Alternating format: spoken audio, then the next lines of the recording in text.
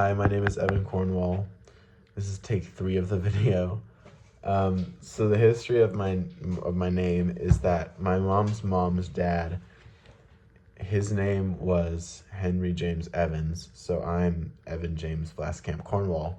And what's cool is he went by Ev, and based off of that, my mom always called me Ev growing up, so that's pretty cool.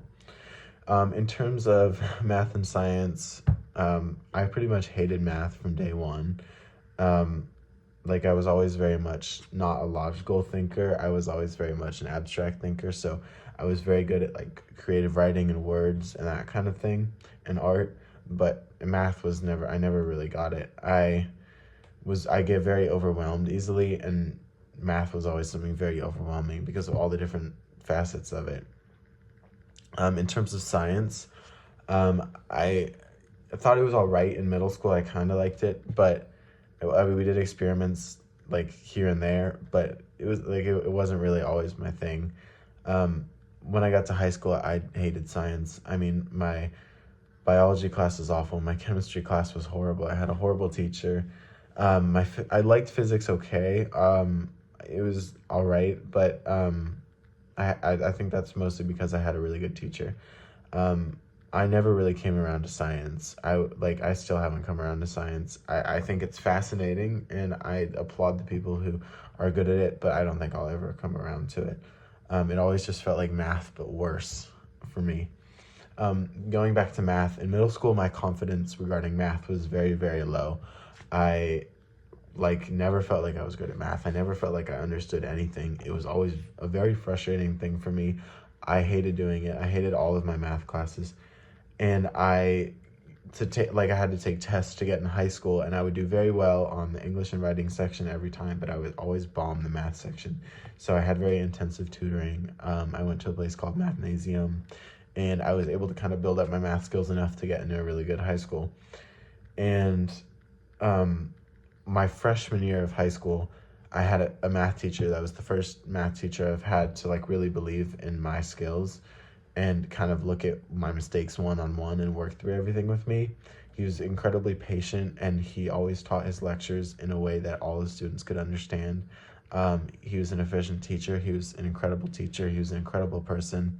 And all of my success in math, I completely owe to him.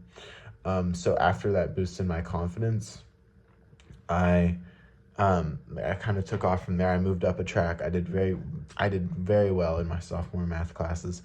I did extremely well in my junior math classes. And then I did well in my senior math classes. I won a few math awards at my high school, and I got a 32 on the ACT. So, like, based off of that, I would say how these subjects have influenced my personal beliefs and values of what teaching should look like and the kind of teacher I want to be. I think every student deserves that teacher, like the math teacher that I had, to believe in them and to kind of account for their differences or the way that they maybe approach a subject, and kind of work with every single student one-on-one. If it hadn't been for that teacher, I probably would have kept struggling with math all the way through high school, just because I was so overwhelmed and frustrated by it. I didn't know that I was good at math under the surface until I had that teacher. So I think that's what teaching should be about. I think the teacher should be able to work with all the students one-on-one and really take into account the best way that their classroom can learn. And in terms of science, I think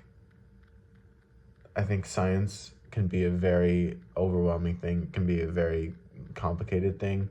And having the bad experiences that I did with my science teachers, I think, and then having a good experience my junior year, I think that with a good teacher and a teacher that really cares about the students and not just lecture, the student can kind of come around to something that they never really thought that they could find interesting. And I think that's really important. I think it's important for the teacher to show their passion in the subject, and so that can translate to the students as well. Thank you.